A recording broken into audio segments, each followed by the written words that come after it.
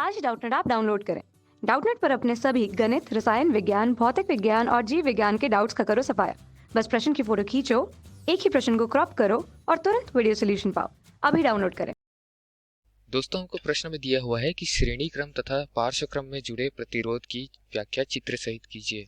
प्रतिरोध श्रेणी क्रम और पार्श्व क्रम में दो क्रम में जुड़ सकते हैं। श्रेणी क्रम मतलब एक दूसरे के आगे या पीछे, पार्श्व क्रम मतलब समांतर क्रम में एक दूसरे के समांतर में जुड़े होते हैं। इसकी व्याख्या हम चित्र सहित कर लेते हैं। हमने जो है श्रेणी क्रम और समांतर क्रम में जुड़े प्रतिरोधों का चित्र तो बना लिया है, अब व्याख्या करते हैं। तो चित्र के हिसाब से हम श्रेणी क्रम का पहले देखें अगर, तो मैंने चित्र में बनाया है कि विभव स्रोत, हमने VAB वाला विभव स्रोत का कोई विद्युत स्रोत लिया है जिसमें पॉइंट A से B के बीच मैंने जो प्रतिरोध लगाए हैं उनकी संख्या मैंने n ले ली है, तो n प्रतिरोध लगाए हैं।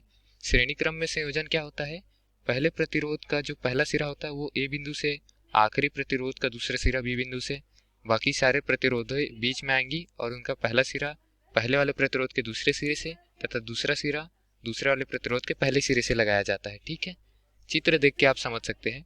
अब मैं मानता हूं कि इसमें परिपथ में बहने वाली धारा जो है I है, तो I धारा अगर बह रही है परिपथ में, तो वो I धारा ना इस प्रतिरोध से होकर भी बहेगी, इस प्रतिरोध से होकर भी बहेगी, इस प्रतिरोध से होकर भी बहेगी, सभी प्रतिरोधों से होकर बहेगी धारा I, जो उभयनिष्ठ धारा होगी सभी प्रतिरोधों के लिए।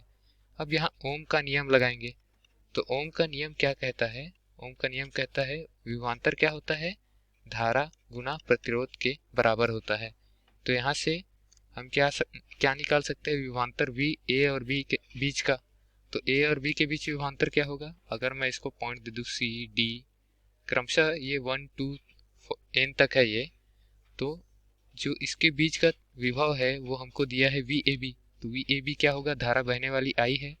तुल्य प्रतिरोध में अगर मान लूँ तुल्य प्रतिरोध RE है, तो RE मतलब तुल्य प्रतिरोध का गुणा मैं धारा से करूंगा तो विभवांतर आ जाएगा।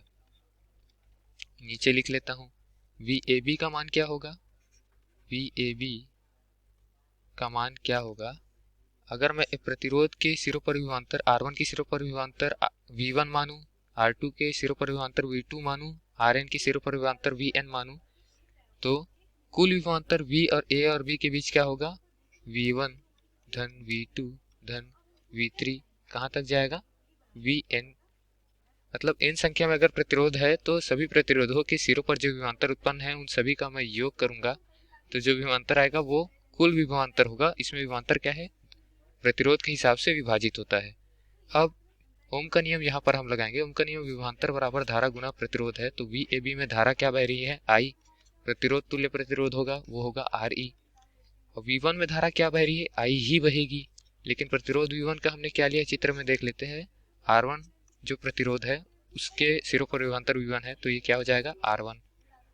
ठीक, वैसी V2 के लिए क्या हो जाएगा, I धन R2, I गुना R2 होगा, I गुना R2 धन I गुना R3, ये कहाँ तक जाएगा, ऐसे धन करते करते I गुना Rn तक जाएगा। ठीक, तो अब हम देख सकते हैं धारा जो है उभयनिष्ठ है, तुल्य प्रतिरोध से भी उतनी ही धारा जाएगी जितनी सभी प्रतिरोधों में से होकर जाएगी। धारा उभयनिष्ठ मैं निकाल दूं अगर, तो I गुना RE क्या हो जाएगा, I को बाहर निकाल दिया, R1 गुना 1 बराबर R1 धन R2 गुना 1 बराबर R2 धन R3 गुना 1 बराबर R3 धन Rn गुना 1 बराबर Rn। ठीक, अब I को मैं इससे हटा दूं तो तुल्य प्रतिरोध RE का मान क्या आएगा, R1 धन R2 धन R3 धन कहाँ तक Rn तक। मतलब जितनी संख्या में प्रतिरोध है सभी प्रतिरोधों का योग करूं तो जो आएगा वो हमारा तुल्य प्रतिरोध होगा। तो तुल्य प्रतिरोध ये किसके लिए है, ये है श्रेणी क्रम के लिए। ठीक है, अब समांतर क्रम का देखेंगे। श्रेणी क्रम में तो योग होता है, समांतर क्रम में क्या होता है वो देखते हैं। तो श्रेणी क्रम संयोजन प्रतिरोधों का ये था, ठीक, क्रम संयोजन। अगला हम देखते हैं समांतर क्रम संयोजन। समांतर क्रम संयोजन में क्या होगा, हमने विभव स्रोत लगाया है VAB, तो VAB जो है वो सभी प्रतिरोधों के सिरों पर होगा, सभी प्रतिरोधों के सिरों पर जो विभवांतर होगा वो समान रहेगा। उसमें धारा समान थी, इसमें विभवांतर समान रहेगा। इसमें क्या है, सभी प्रतिरोधों से धारा बहकर जो जाती थी वो I थी और समांतर क्रम में क्या होगा, सभी प्रतिरोधों से जो धारा बह कर जाएगी वो अलग अलग रहेगी, प्रतिरोधों के प्रतिरोध के हिसाब से, प्रतिरोधकता के हिसाब से रहेगा, लेकिन विभवांतर क्या है वो सब में बराबर रहेगा, वो रहेगा वी ए बी। तो इसमें ओम का नियम लगाते हैं। अब इसमें क्या है, धारा सब में अलग अलग है, तो तुल्य प्रतिरोध में मान लो अगर इसका कोई तुल्य प्रतिरोध है, वो क्या है, आर ई है, तो धारा उसमें से बहकर होकर जाने वाली क्या आएगा, आई रहेगा। ठीक है, इसका तुल्य परिपथ अगर मैं बनाऊं, तो ये अगर तुल्य प्रतिरोध है, इसको मैं विद्युत स्रोत दिया वी ए बी, विभवांतर का वी ए बी का, इसमें बह कर जाने वाली धारा आई है, तो ये आई क्या होगा, सभी प्रतिरोधों में से जो आई वन, आर वन में से मैं मानता हूँ कि आई वन बह कर जा रही हूँ, आर टू से मानता हूँ कि आई टू बह कर जा रही है धारा, आर थ्री से आई थ्री, और क्रमशः ऐसी करते हुए आर एन से आई एन धारा बहकर जा रही है, तो सभी धाराओं का योग करूंगा, कुल धारा के बराबर होगा। तो सभी धाराओं का योग क्या होगा, कुल धारा के बराबर होगा। तो उसको मैं लिख देता हूँ आई वन धन आई टू धन आई थ्री, कहाँ तक, एन प्रतिरोध है तो एनवा प्रतिरोध से होकर जाने वाली वो आखिरी में आएगा। अब ओम का नियम यहाँ पर लगा दूं तो धारा क्या होगा, विभवांतर बटे प्रतिरोध, कुल धारा में क्या आएगा, कुल विभवांतर बटे कुल प्रतिरोध, कुल मतलब तुल्य प्रतिरोध, कुल विभवांतर क्या है ए बी है, और कुल प्रतिरोध क्या है इसमें आर ई। ठीक, अब हम देखते हैं प्रतिरोध 1 के लिए धारा क्या है, आई वन है, तो आई वन का मान क्या होगा, विभवांतर सिरों पर, प्रतिरोध के सिरों पर विभवांतर क्या है, वी ए बी, उभयनिष्ठ है, यहाँ पर भी विभवांतर क्या होगा, वी ए बी होगा। ठीक, और उसकी प्रतिरोधकता क्या है, आर वन है, तो इसको मैं क्या लिख सकता हूँ, वी ए बी बटे आर वन।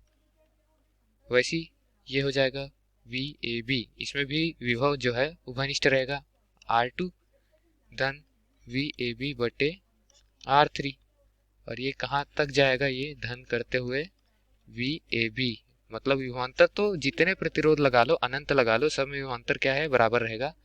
तो एनवा प्रतिरोध है, उसका प्रतिरोधकता का मान आर एन। अब यहाँ विभवांतर क्या है, उभयनिष्ठ है, मैंने बता दिया था, तो विभवांतर को हम बाहर निकाल दे अगर, तो ये क्या होगा, वी ए बी 1/आर ई बराबर वी ए बी 1/R1 धन 1/R2, कहाँ तक जाएगी ये, 1/RN तक।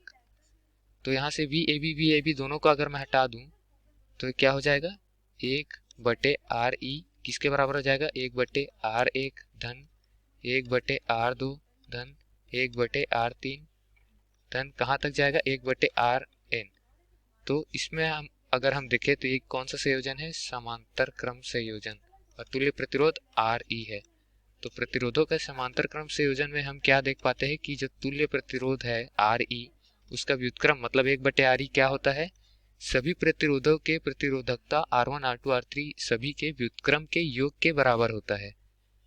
तो समांतर क्रम संयोजन में तुल्य प्रतिरोध क्या होता है, सभी प्रतिरोधों के व्युत्क्रम के योग के बराबर होता है। धन्यवाद। कक्षा 6वीं से 12वीं से लेकर नीट, आईआईटी, जेई वो एडवांस के लेवल तक 1 करोड़ से ज्यादा छात्रों का भरोसा। आज ही डाउनलोड करें डाउटनेट ऐप या व्हाट्सएप करें अपने सारे डाउट्स 8400 400 400 पर।